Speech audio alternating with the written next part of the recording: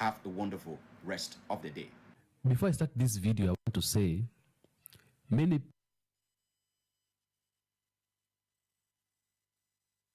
Of the day. Before I start this video, I want to say many people Want to change the government. They need democracy in Burkina Faso. But here is my word, my direct message to His Excellency President Julius Maada Bio. I know you are a knowledgeable person. You're well exposed. You understand development. You have vision for Sierra Leone. And I want to especially congratulate you for being appointed as ECOWAS president. Your Zoom office on the 22nd of June 2025 from President of Nigeria, Bola Ahmed Tinubu. And there is a pressure on you to actually dismantle the Sahel state, Burkina Faso, Mali, and Niger. But here is my word for you today. And I believe this is going to also help the process of your decision making. Currently, in Africa, our problem is not with the Sahel region. It's not with the people in the military uniform. It's not with Ibrahim Traore or Simi Goïta. The Sahel state is not the current problem that you should take on. If you look at the history of Africa, you will understand that democracy has taken Africans for granted. And democracy has not served Africa well. And that is not to neglect the power of democracy if it is truly a democracy.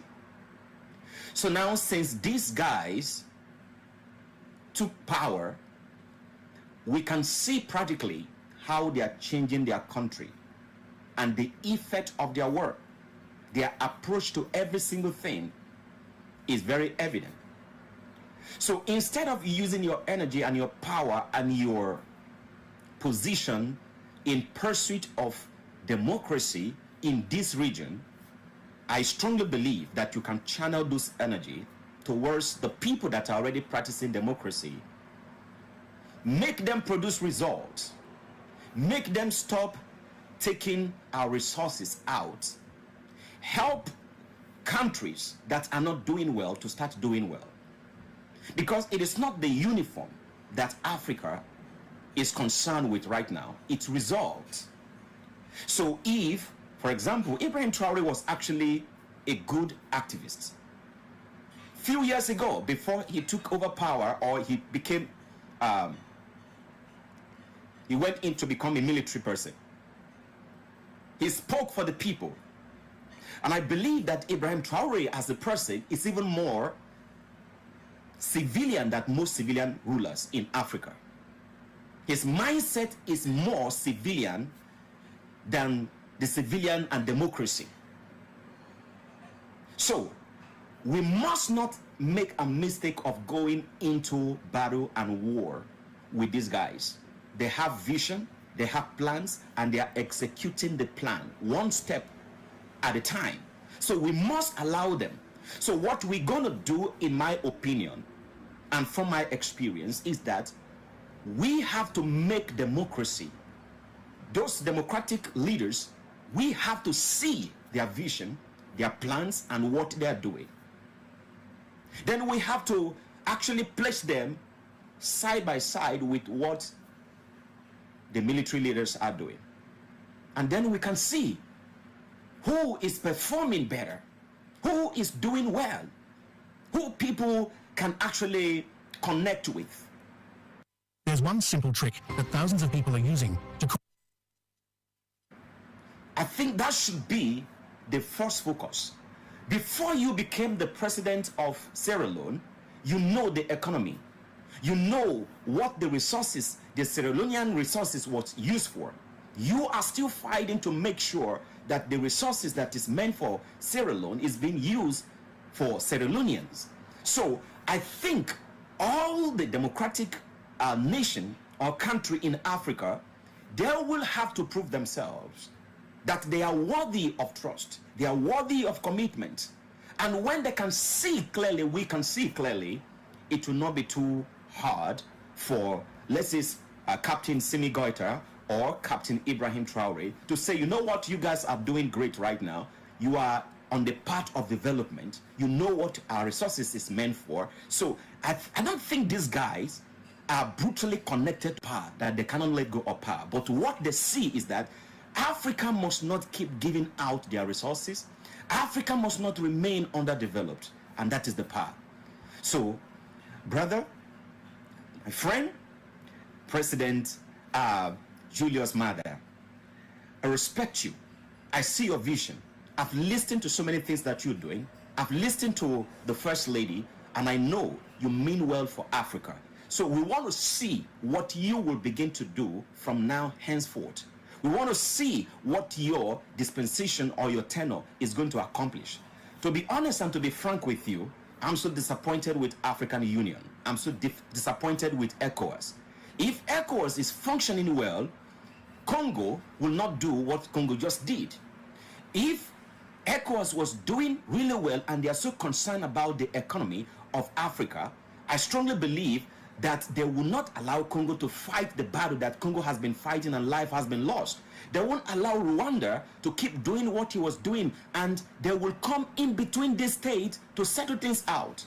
You see, these are the functions I believe that ECOWAS is supposed to perform in order to settle things out, not to fight those who are already doing well in the name of trying to change government. We don't need that right now. So if you believe in Africa and you love what we're doing here, hit that plus button. This message must get to the president of ECOWAS, President Julius Maada Bio. I believe this is going to get to your table. We're ready to work with anyone who is ready to build Africa. We're ready to do anything possible to help your tenure to be successful. We're ready to put hands together with you to make sure that Africa become the best place for us. Congratulations on your appointment. Congratulations to you, congratulations to Africa, and I believe it is a dawning of a new day. But here is this word: don't ever try to remove Ibrahim Traore. Don't disrupt his government. Don't disrupt Mali, Niger. These Sahel states, they are doing amazingly well. We can only give them our support to make sure that whatever they have started actually succeed. This is what we need in Africa right now. We're not thinking of removing nobody. When the time comes, every single person will know what to do. But for now, let's keep clapping for this guy. Let's keep supporting them. God bless Africa. Have a wonderful rest of the day. Before I start, Yes. You see what I mean? That's how we are dealing with things.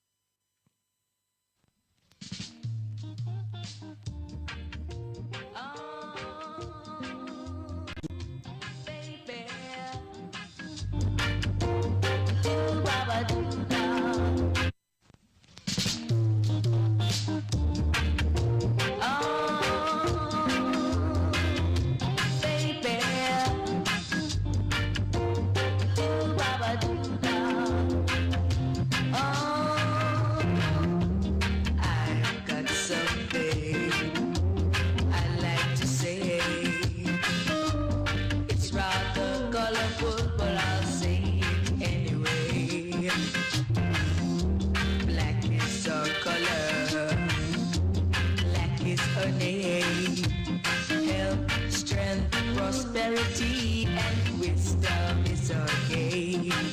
Those black we are, and black we will always be. Black in the sight of everyone is so beautiful to see. Ah, da da, baby, yeah. Come on and show me.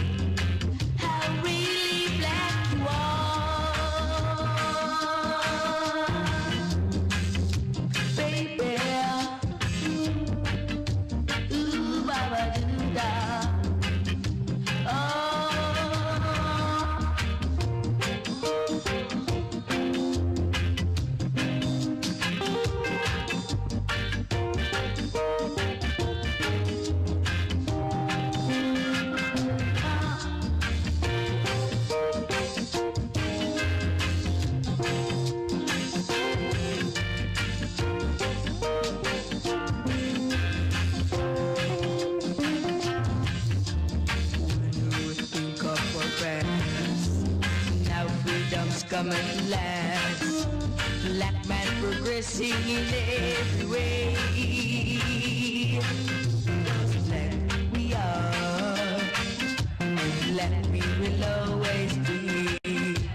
Black in the sight of everyone is so beautiful to see. Oh now baby, come on and show me how really black you are. Oh my darling, oh baby, every black is a star. Oh,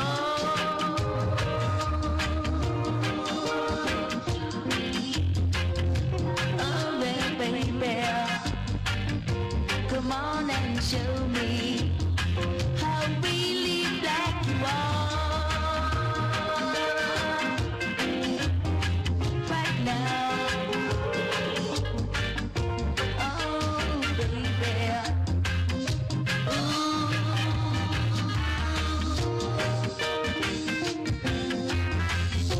baby now.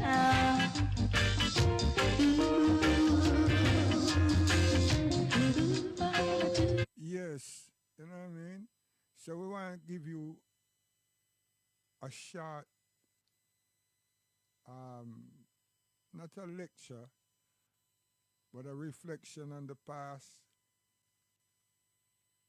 and the present right now. This is real. You understand? 'Cause everything we do is real. So listen and listen carefully. Come up, Imam.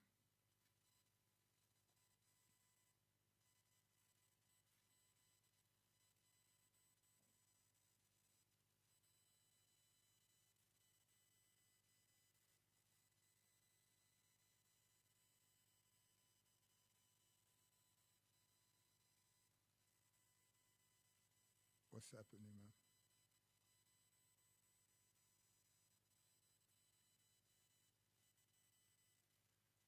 Hold on 1 second. I have to try and And because of the great strides of the black church for the cause of freedom, the black church has really been the leader of black America. That's a fact. They've been the leaders. However, when Marcus Garvey started his movement, Du Bois was and his people were one of the chief enemies of Marcus Garvey. I'm not getting into all of the government stuff right now. He worked for this, and this person was a CIA operative. I'm just saying it on the surface. And when the Nation of Islam were making great strides, whereas the blacks were saying, we shall overcome, the Nation of Islam was buying farmland, establishing stores, bakeries, restaurants. We had Muslims at that time coming to millionaire, $1 million status with their own independent businesses, selling Muslim products.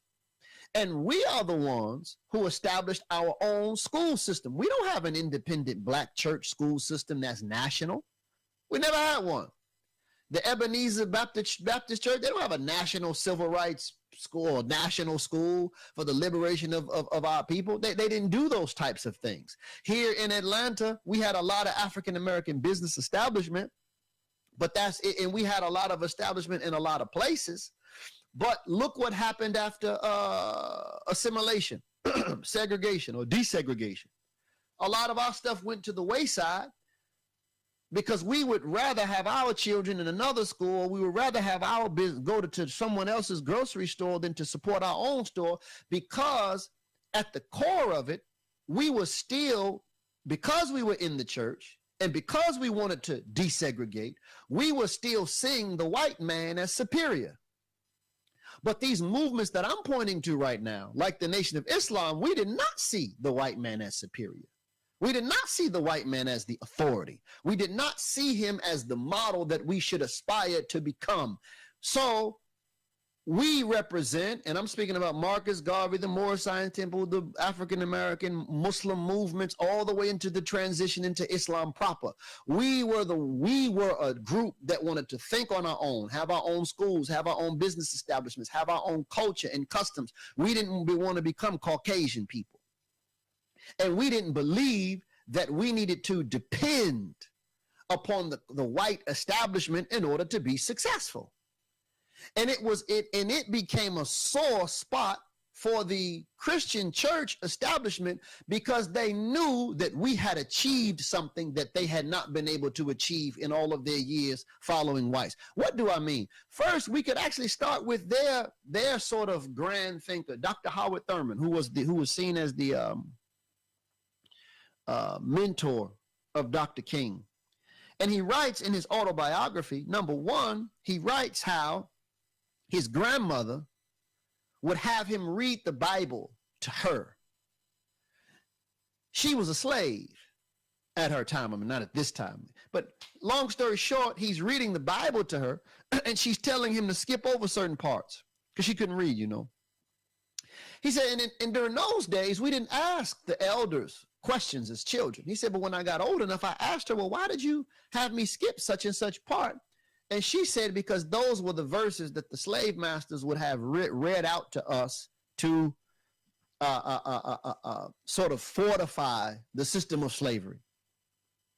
And then he also says in the same autobiography that he went to visit Mahatma Gandhi, the same person that Dr. King said, or one of the sources for him drawing his nonviolent approach to civil rights or the civil rights protests, Gandhi.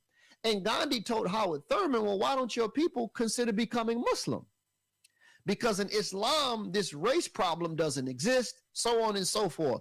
And I'm a person, and many of you all know this who study religion, the wise, that's what they do. They speak with wisdom. Even when they tell a joke, they're communicating wisdom. Why would this man put this statement of Gandhi in there if he didn't want for some of his people to give serious thought to it? And we can go further. James Cone, the founder of Black Liberation Theology, like here, if you go to, I don't even know if they're still in operation, ITC, the Intertheological Denomination Seminary, something like that. Here in Atlanta, it's in the same AUC with Morehouse and Spelman and all of that. Well, they have a theological school. They're going to teach you Black liberation theology. They talk about Howard Thurman as if he's, you know, like how the Muslims speak about Imam al-Ghazali or something like that. That's how they talk about Howard Thurman. And they talk about James Cone in a similar manner as one of these towering figures of theology. But he said out of his own mouth that he was in the church and he was struggling with Christian belief. He said, and here we were hearing Malcolm in the Nation of Islam tell us, you all are following a white man's religion, you all are not helping your people, so on and so forth. And James Cone said, this is the father of Black liberation theology. He said, we knew deep down they were right. He said, so I had to research and come up with an articulation of Christianity that would satisfy the problems or would address the problems of Black people in America. In other words, I have to Blackify Christianity. I can't just join the Muslims because I know they're right. What they're telling me, we know that they're right, but I don't want to join them. So let me Blackify Christianity to make it palatable for our people. And that's exactly what he did. And that's exactly what they teach in these seminaries now. And they know till this day, I'm talking about the Black church establishment. Again, I don't mean this in any disrespect, but they know that we are in the forefront to this day of advancing consciousness and economic independence and dignity, academic independence, so on and so forth. Even now, why? Because again, as I mentioned, it's them. It's the ones from that movement who we will see a part of the Democratic Party. Just vote Democrat, whatever. It's that group that will even be in Hollywood. I don't want to name any names, but you all know what I'm talking about. They will sacrifice their morality for the Democratic Party, for Hollywood. They will sacrifice their morality to be a part of the structure. Even right now, there's a church movement to boycott Target. And to boycott, I heard it was like Dollar General or something like that. That's next on the list. And immediately me coming from the black Muslim experience, I'm saying, well, look, just make your own products. It should, because what that tells me is if Target or any other chain store would have your products in there, you'd be satisfied. You'd be satisfied being supported by another establishment. But as soon as that establishment doesn't support you or give you what you believe should be proper support, now you galvanize your strength. No other community, no other group in America does this. There's 40 million African Americans. We have 1 point whatever trillion dollar spending power. You mean to tell me that none of these church leaders can come up with the idea of, hey, let's make our own dish soap so we can wash our own dishes with our own hallelujah dish soap? No one came up with that idea. You mean to tell me there's no ingenuity to start our own factories, to do trade with China on our own, to establish our own farms? We collect all of that money from the to keep mega churches open. We collect all of this money to buy nice big houses and cars, but nobody says, let's take some of this money and invest it in a product. Let's come up with an investment strategy for the members of the black church or for black America, but we're going to boycott. So this tells me that there's something in the psyche of our people that still has a sense of dependence upon the white establishment. They don't think that the white that they can exist independent of the white establishment. And it's not about separation. See, when we produce our own product and we have our own stores, and then we can become, or right now you can do online sales. We can be just as competitive because, in other words, see the white establishment, they're not going to take your product off the wall if it's selling. Money is money. So many of these products that they give us, here, we're going to make the little black space in Walmart. We're going to give you this little black, these are all the black products here in this store. That's a charity to you.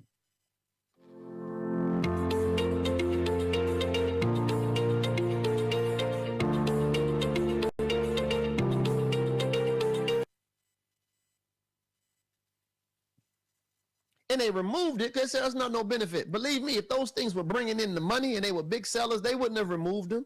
So we have this orientation as if we're not receiving a charitable handout or donation or whatever, then we're being done wrong. And what's even worse than that, when they do the boycott, we have right here in Atlanta our own black-owned laundry detergent company that's well known among the people who among a lot of groups. We have our own black-owned toothbrush company, black-owned soap companies. But the people who are behind those companies are Muslim. So the black church leaders, they won't just humble themselves and say, hey, we know you brothers have been in this. Let us promote your product now. Let's divert the dollars of our church members to your product to support you. They can't do that because it's not about quote unquote black. It's about black Christian. They're not supporting the Muslims. They can't get behind the Muslims. They can't get behind the economic independent movement that black Muslims have advanced because it shows them up. And they would rather bang on the door of the white establishment than simply support African-American Muslims who've done millions of dollars in business. That's in construction, that's in real estate, that's in products, so on and so forth. They can't support it because in their mind, it will be supporting the Muslims. So they want to still be the leaders of our people, and they will block us. They will block our contribution. They'll try to block our contribution to the black community as long as they can keep their spot of leadership. That's why I'm saying they're like the modern day hypocrites. And this goes for not just the church. Remember I said it's the mother of all of these movements. We have the Congressional Black Caucus. We have the fraternities and sororities. We have the HBCUs. And as I said, they fear the white establishment while they secretly want to be like the whites. They are a part of the dominant white establishment. Tell me, what has the Congressional Black Caucus?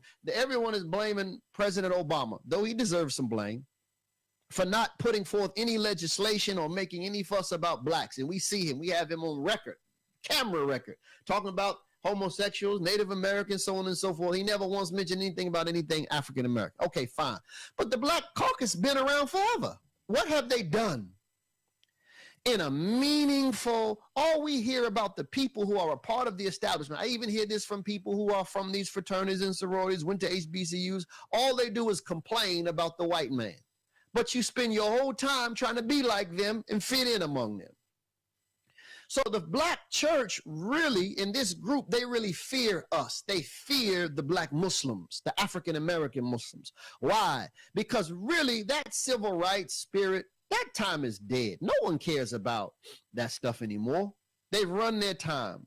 Those great figures like Jesse Jackson and John. Now, mind you, these are our, like as an African-American, all of these people are heroes, and this is all of our history that I personally embrace. But I can have a family member who's a nut. I actually have one. You just have to say, hey, that person's a nut. You just leave it, or one or two. You just have to, you can't. In other words, your love for your people and yourself should not separate you from giving a critical analysis of them. That's the point that I'm making.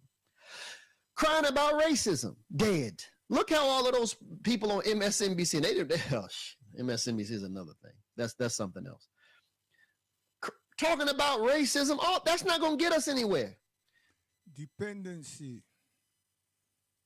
have led us, and integration has led us to dependency. Because the dependency through integration is that our slave masters, our plantation owners, the United States, no matter which state within America it is, we were thinking, and we still depend upon them to provide our needs, or to meet our needs, to which is only in prison and brutality from the police and those who despise us in them blood, because we still get lynched and we still get dragged by not horses but by horsepower, jeeps and vans, etc. Then we start to speak about other people. We start to speak primarily saying these Arabs and so forth that has corner shops and supermarkets, stores around and about or within the communities or the areas to which we are the major population living there. Because other people live outside, but we live inside. Or the authorities have placed us in these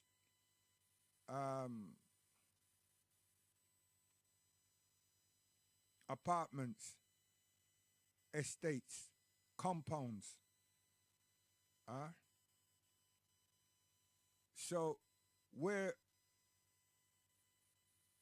being given local authorities housing, stack on top one another, and suffering from claustrophobia. So when we complain about what is being provided by other people. And we know what we want, but yet still in all of these years and all the money that we have been earning, we haven't provided and meet our needs. So then we start talking about whoever is running the corner shop, or we see in the corner shop, because sometimes the people that is in the corner shop, it is not their business. It could be some other person's business, but to meet the needs and, and so forth, then put an Asian or such and such. But nevertheless, we complain about these people when we're supposed to complain about ourselves.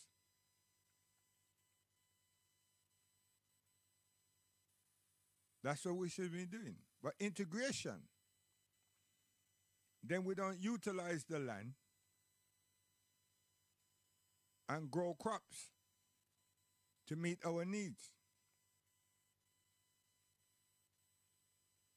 We don't support ourselves in cultured harmony. We condemn other people. And now we want to be saying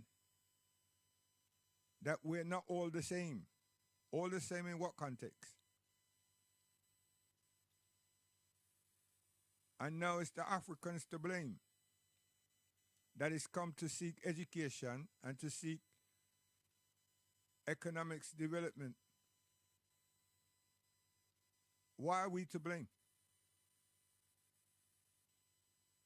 Oh, yeah, 1 and 2 of us that realize that there is in Georgetown not just a university, but 50 families. So now we got a van or several vans that we've turned into driver stores, and we provide yam and banana and chocho. Huh? Our food. And you're angry. I mean, why are you angry at us? Ask yourself, what is it that you want? And when you've done that, you'll find out that negligence and laziness is at your doorstep. Negligence and laziness. Because beside McDonald's, through integration, you know what you prefer to eat. But laziness brings about that. And these type of food create an attitude. It creates an attitude. It's not hospitable, it's inhospitable. Now, who's to blame? We have to check ourselves. We have to check ourselves. You know? And cultured harmony. When you start talking about culture, you start talking about hip-hop and Ray and Tear. You don't talk about life. You talk about play and amusement. So you don't understand the key definition of culture. Because if you're going to speak of culture and you're going to start talking about the musical genres as the base of expanding your culture and the ticky-tacky wear of clothes that is not yours, it belongs to some other designer. It has nothing to do with the thought process of the African Americans. Why are you blaming us? Why are you blaming someone? The blame, if there is, or the criticism, is with us. It's all about what we didn't do. And if we're saying now we're realizing, which you're not saying, we're not hearing that. So now you've got a divide, and then you've got a religious divide. Now we're speaking up. We, as Muslims, we're speaking up. We're speaking up to say, calm down, and let's reflect, let's analyze, and listen to the solutions, which is, let's get to work, let's get busy.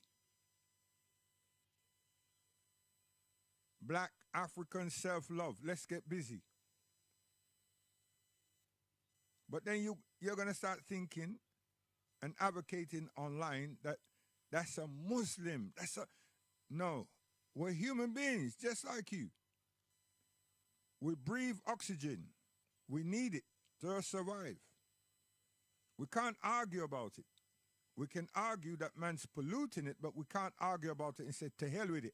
I don't want no oxygen because it's Arab oxygen. I don't want the oxygen because it's Muslim oxygen. How comes you can be such a damn fool, right? And water and so forth and so forth. So the table is there. It's a huge table. All we need to do is sit down around it. But don't overtalk anyone. And then we come with preconceived ideas of criticism. We don't need pessimism or pessimistic idiots. We're all in the same boat. I know that's a phrase that you're going to say, see what they're saying, how they drop these language. Yeah, you know, our ancestors were brought across by ships, were captured, kidnapped, and so forth. That we're not going to ever, that's not going to be removed from our consciousness. If you have a system of deleting that, I want to ask you to share it with us. Keep it to yourself. But we know this is not such a system. It's just arrogance. Egotistic arrogance. And Africa ain't going nowhere. We need to go right there and help it develop and develop ourselves to it. Because if we're going to go there, analyze, see, research, there's so much that they have that we want back home. And there's so much that we have in terms of education, in terms of social development, in terms of social science, in terms of education, in terms of teaching, in terms of medicine, doctorates, etc., they require. So you see, there's endless trade. And plus, a sweet relationship. Because we're going back among our kinfolks. And we would experience life that we've been yearning for. But we have to give ourselves equally, like them, a chance. That's it. That's all it is, and that's all it's going to take. Step up to the plate. Step up to the plate. Yo, Hugh, come up. Mr. Alexander, big up, man. Big up.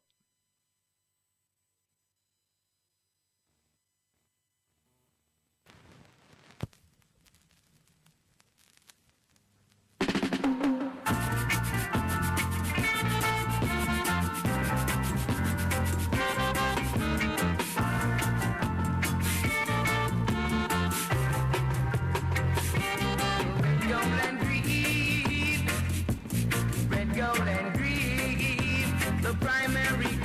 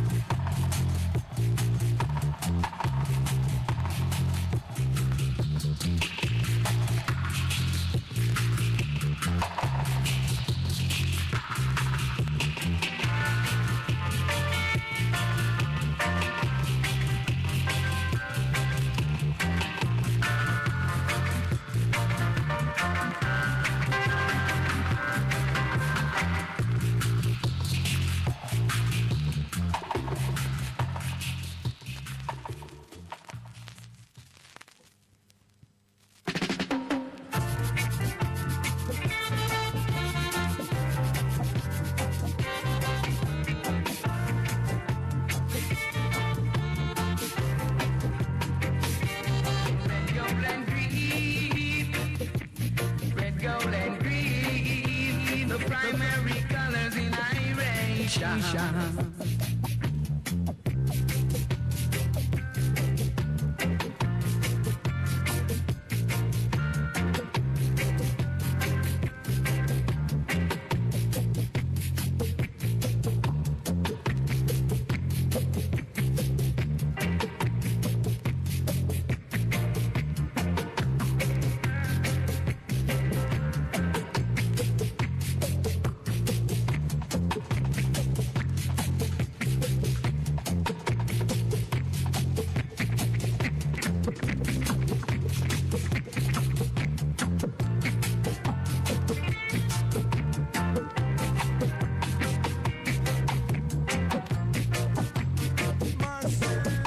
May I tell you, man, Mr. Alexander, Sir Alexander, big up, man. Every time. Junior Mondale, Uncle Bess, you know. Where you deal with, man? Come here. Time and place, time and place, time and place for everything. Whoa. Time and place, a time and a place for everything.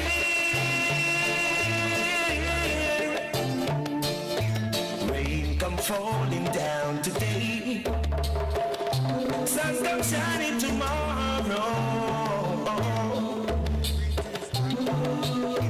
Once I was a warrior, yeah. Now I'm praising Jah.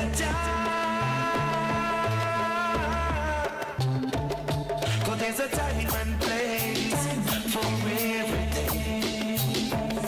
'Cause there's a time and place for everything, yeah. Today down, and tomorrow you'll be up.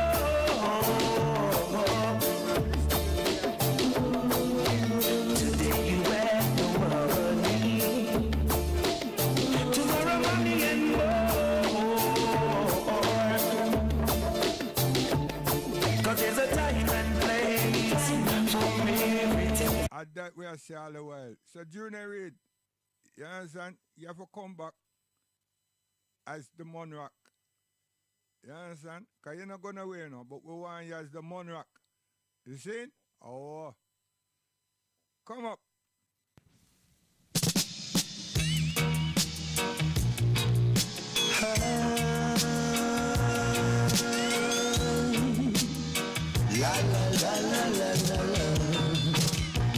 Yo, African Americans, you see when we go on like this, it's the Maroons. It's the Maroons in a way. You know what I mean? It's the Maroons in a way. Mama Nanny, you understand? Charge we up and set we free, consciously free. You understand me? I wanna have what? We wanna have. You understand? This is the Maroons in a way. What that? We defend. Come up!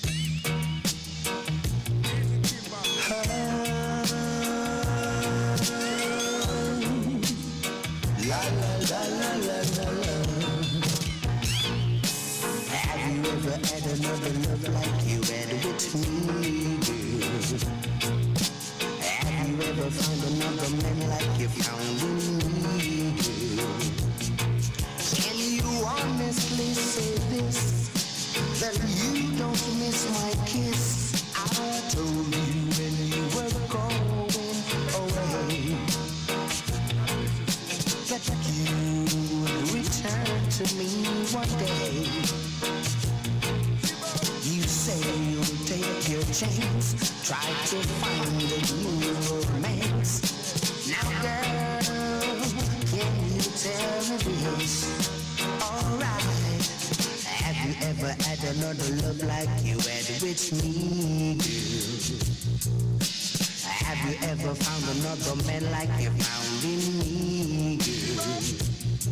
Can you really tell me this, that you don't miss my love and kiss? I've seen you many a time with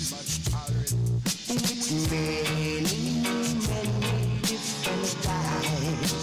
Oh yes, but it never seems to work out.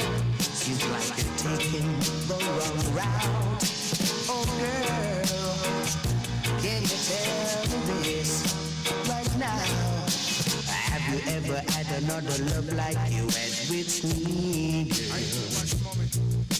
Have you ever found another man like you found in me, girl? Can you really tell me this, that you don't miss my hug and kiss? Oh girl, oh girl.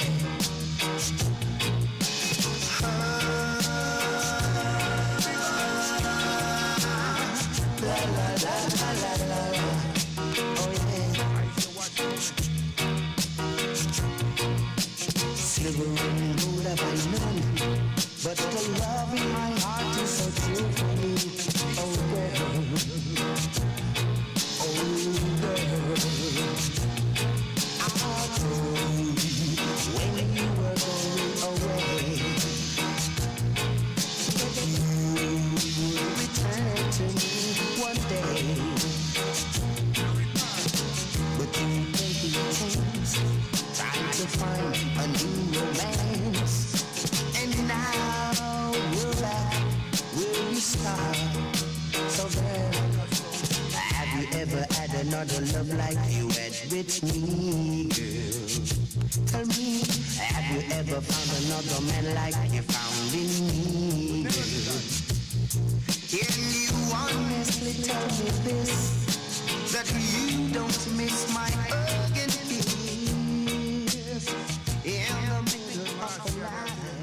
Mommy, I'm going like she's at 22. Come.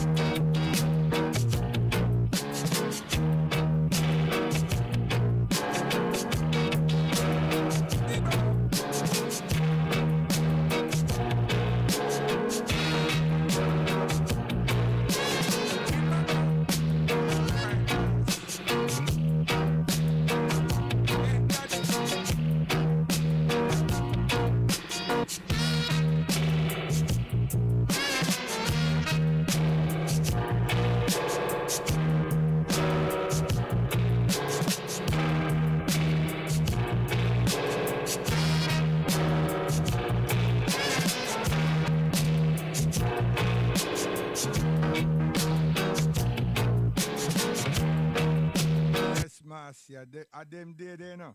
Me I tell you, serious thing. Hey, and I make love in the dance hall, you know, nothing no go so. You understand? Don't make people talk about your parents them like that, because we never do that. You understand? Serious thing. Come up and away.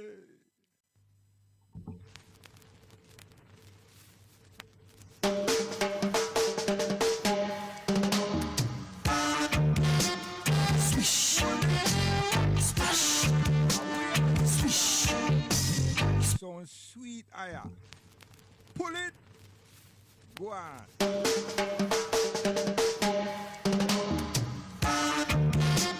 Swish, splash, swish, splash. Go along, let's go fishing. Go fast down the sea. Fisherman catching fish with hungry belly. Pray that I got it to the shore. We will enjoy. Go fast down the sea. Fisherman catching fish with hungry belly. Pray that you make a big catch. Pray that you will go fast. Travel so far in the deep, looking for something to eat. Go fast. That's a great feeling. Go fast and get some finest food. faces. In spite of all the trials and trouble he faces. Ooja, ooja, ooja, ooja.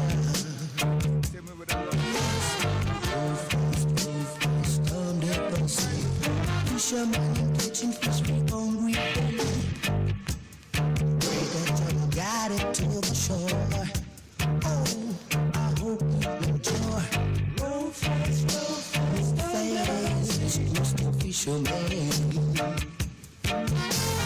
Roll fast, down that passage. Fisherman catching fish with hungry belly. I pray that you make a big catch. Oh, Jah, please let it come back. Roll fast, Mr. Fisherman.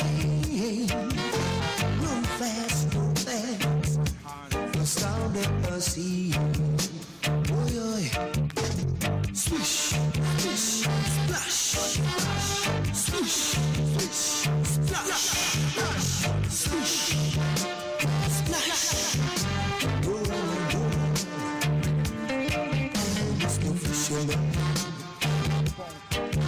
Mr. Fisherman. Good morning. Roll fast, down at the sea. Fisherman catching fish with hungry belly. And I pray that you got him to the shore. Oh, that he will enjoy. Roll fast, Mr. Fisherman. Roll fast, Mr. Fisherman. I know that when you come back,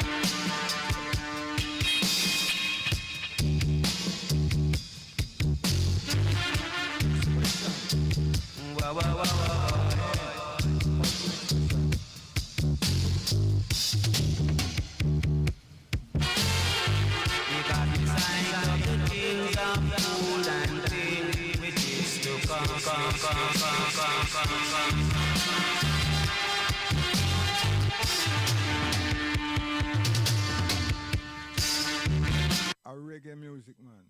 Can't stop it, man. Yeah, you can try hinder. Come here, Frankie. Sing along, brothers and sisters. Stop the war and crime. Oh, now. Learn to do right. Babylon, stop pressure the people. Stop brainwash their mind. All it teach me is evil. Make the youth never do no crime. Babylon, stop pressure the people. Stop brainwash their mind. All of you are teach is evil. Make the youth them turn to crime. Brothers and sisters, stop the fighting. Put down your weapon. Let's start uniting. Remember the days in old time days, long time ago, when the children live as one. Yeah. Remember we have to live up to the same thing. Stop killing your brothers, stop killing your sisters. Let's join hands and hearts. Sing Babylon, stop pressure the people. Stop brainwash their mind. All of you are teachers evil. Make the youth them turn to crime. And Babylon, stop pressure the people. Stop brainwash their mind. All of you are teachers evil. Make the youth them turn to crime. And read a chapter a day, scare the devil away. Lord, is my shepherd, I shall not want. Try to do the things that's right. He leadeth me beside the still waters. He restored my soul. Disobey your father. Try to live the way you just sight. Babylon, stop pressure the people. Stop brainwash their mind. All of you are teachers evil. Make the youth them turn to crime. Yes, Babylon, stop pressure the people. Stop brain. Yo, parents, we have to be responsible, you know. Accept responsibility and act responsible. You know, when our children them go out, you know, and you know, start transport that them I work with. You want to tell them, say, avoid other people that them don't know and we don't know and go forward in cars with them.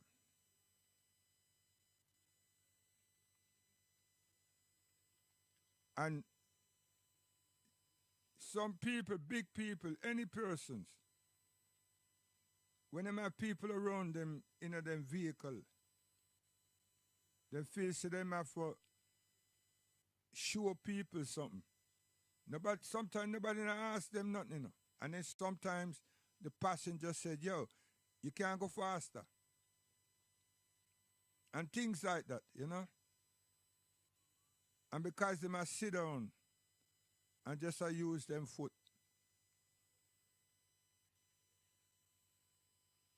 Them feel so them should impress their passengers. Them never drive no more than 30, 35 in terms of speed. But now they want to go 50, 60, 70. And then boof, a bend come up.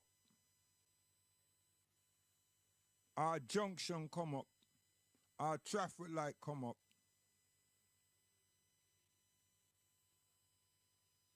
And then brain not work and react.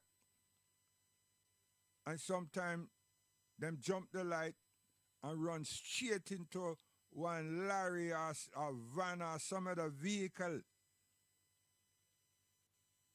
Or them see the other vehicle and try avoid it and then screech and then roll over, and then the aftermath is casualties. Well, there was one such thing. And them hit, some young people hit an elder lady.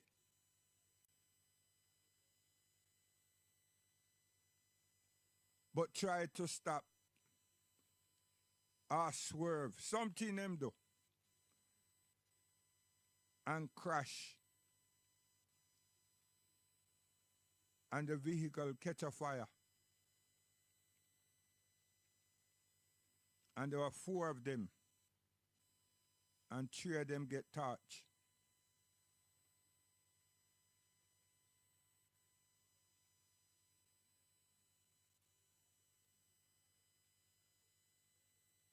Young people, our children, we are the parents. We have to communicate with our children so our children understand us and understand the uniqueness of being obedient and the uniqueness of being family. So I can stay home comfortable knowing that Aisha has gone somewhere to which we know where. On arrival or during the journey, we're informed that we're close to the destination and we've reached the destination. Because they got somebody else, by the time she reached the person house, them call we to say that Aisha is a family connection, a community values. I don't know how some of the people say them come from the south and come to Chicago and Atlanta and everything and I go on like idiot and then want to argue online about Mississippi this and that. Yo, you're a delinquents and it's lie when I tell. You don't expand your culture and your values and your morality at all. And you can tell, because you don't have no discipline, or when some person is speaking or someone asks you a question and everything, or ask somebody a question, they never ask you. Wait till the person that them ask the question of complete. It seems like y'all never go to school. Or when you went to school, you really didn't attempt to learn. So it's not our fault, So what are you doing on the internet? Making us look bad. You make yourself look bad, but you make the African Americans and your family look terrible. Because you're not representing nothing. You create problem.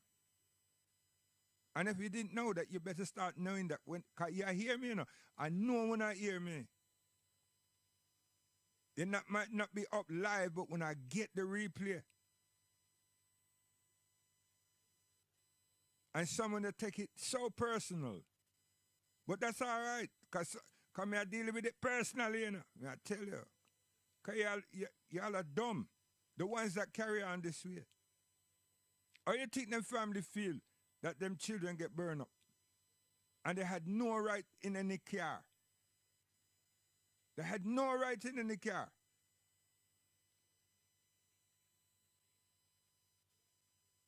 And the one that survived, it might, listen here, I want to say my didn't so because the condition that he said that that young man is in, and then to understand that him friend him,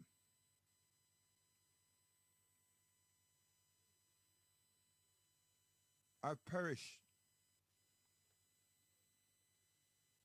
So we say, Marcia, Aisha, we love you bad, Where the rest of them there?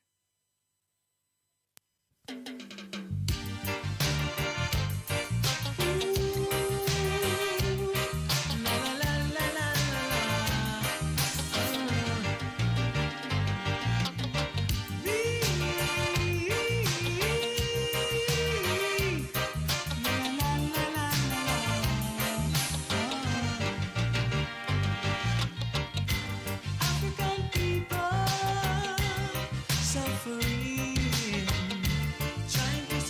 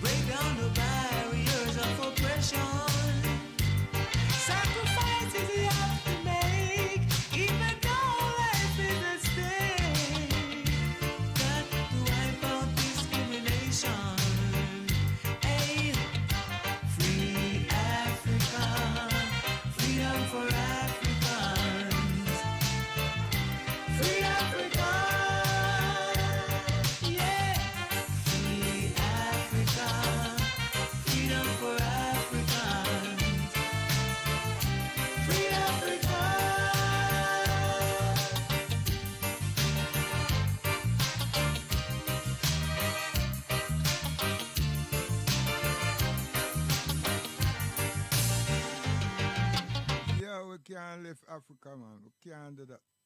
You understand? That's in our DNA. That's in our brain cells, you know? That's in the very fabric of our existence. You understand? Serious thing. So I can dead now, definitely, and Aisha, it not go from her. You understand? Nah. It will not. You understand? We retain it. Because it's what actually happened. Right? And Africa is our home. You understand? Wherever we are, and we are this melanated complexion, Africa is our home. But you see the Caucasian man them and others, they're our children. Yeah? The genealogy show that, you know, they're our children. You understand?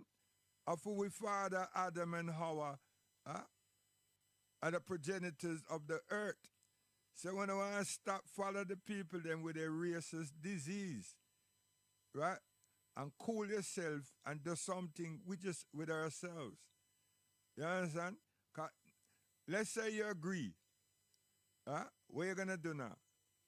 Say that you're the goat, that we're the goat. Stop it, man. Do something, because something is doing us, because we're not doing nothing. You understand? The very people that you look upon and say them this, and this, you can say that because you see that they have something. And you cannot refuse to go into their stores for what you want, because they're providing something. Then you should ask yourself, why am I able to produce something? Why I'm not able, or why do I not have the similitude of what them have? Not running competition, because before them come here, what were you doing? You were going to the Pilgrim store. And them tell you to wait outside, coming one at a time.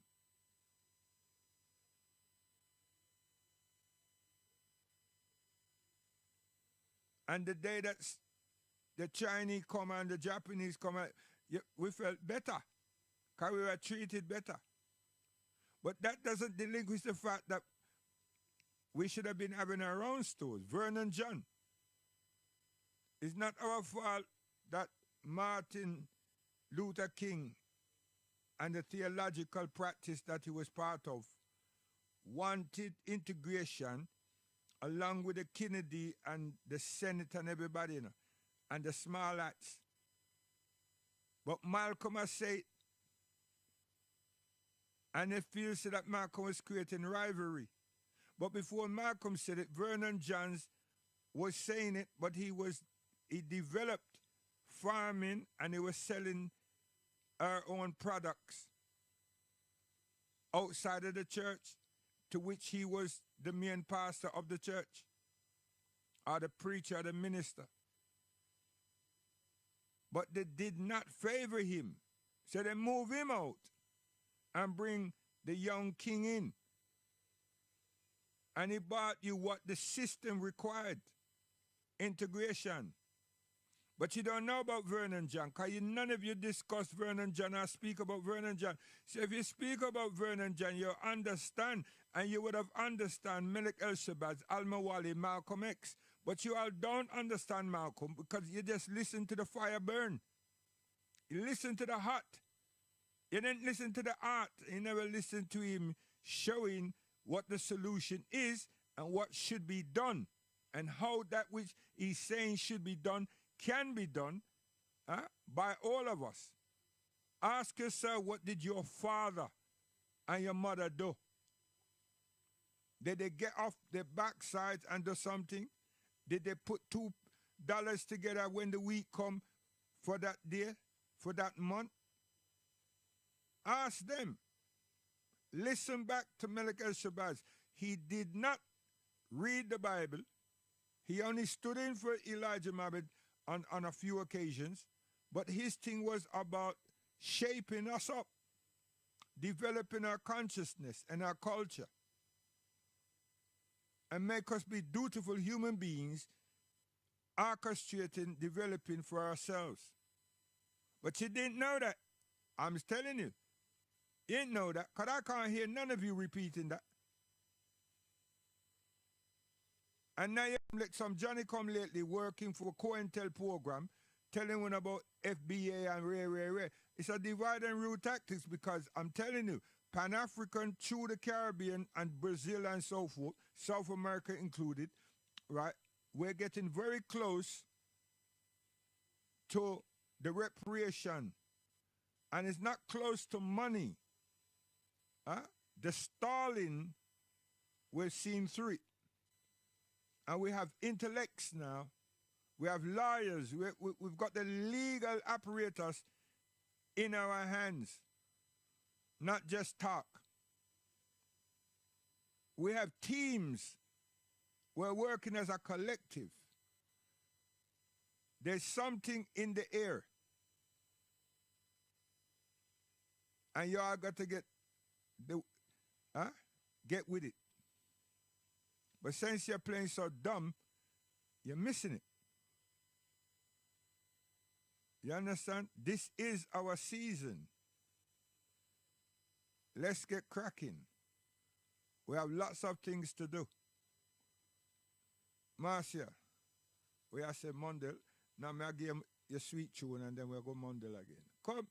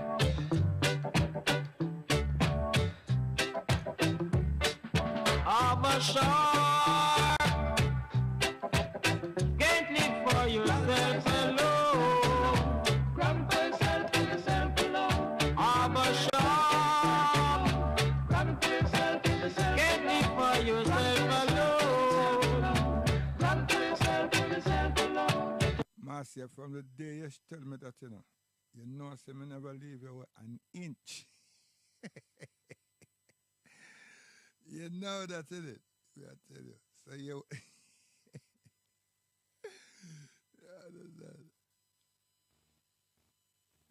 Hold up.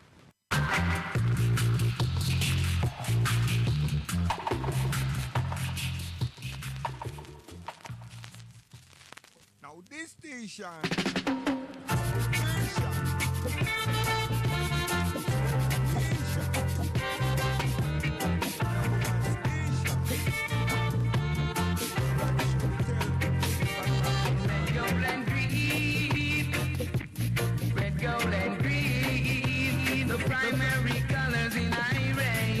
What did you say?